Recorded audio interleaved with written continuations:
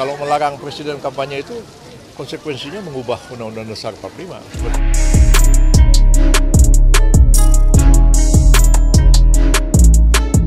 Ini kan hak demokrasi, hak politik setiap orang.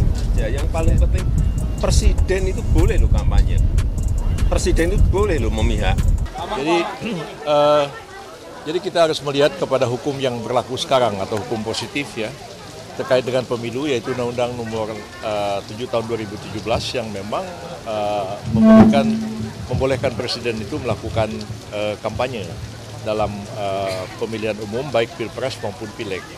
Dan ini sesuatu yang didasarkan kepada Undang-Undang Dasar 45 sendiri, karena UUD 45 itu presiden itu boleh 2 periode kan. Dan kalau periode pertama dia terpilih presiden, yang maju periode yang kedua kan mau tidak mau dia harus kampanye. Kalau dilarang kampanye gimana caranya? Nah, sementara calon-calon lain boleh kampanye, sementara presiden incumbent nggak boleh kampanye. Jadi kalau melarang presiden kampanye itu konsekuensinya mengubah Undang-Undang Dasar 45. Seperti di Filipina misalnya, presiden itu hanya 1 periode, itu sudah selesai.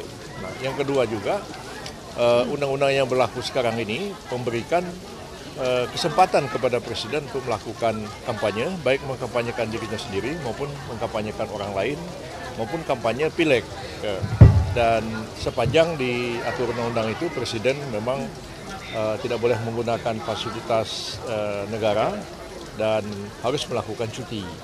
Nah, tidak menggunakan fasilitas negara itu ada ketentuan khusus juga, misalnya pengamanan pribadi presiden dan kesehatan presiden itu tetap menggunakan standar protokol yang diatur oleh negara. Hal-hal yang lain tidak boleh menggunakan fasilitas negara. Yang kedua harus cuti. Untuk cuti ini gimana caranya?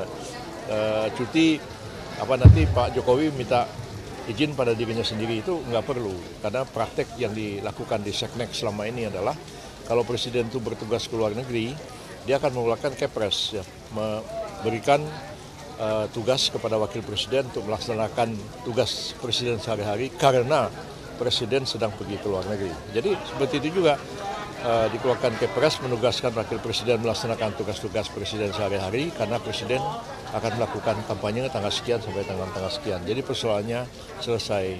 Bahwa sekarang mengatakan, wah itu nggak adil, itu nggak boleh, itu nggak etis dan lain-lain, ya silahkan aja diubah undang-undang pemilunya. Bahkan kalau perlu amandemen UUD 45-nya. Dan sekarang pun juga ada yang sedang mengajukan uji material terhadap pasal yang membolehkan presiden kampanye itu ke Mahkamah Konstitusi. Dan kita tunggu aja seperti apa hasil putusan MK nantinya. Jadi kalau misalnya pilpres sekarang ini capres cawapresnya komplain, partainya komplain, ya bikin undang-undangan mereka. PBB malah nggak ikut membuat undang-undang itu. Seperti itu ya.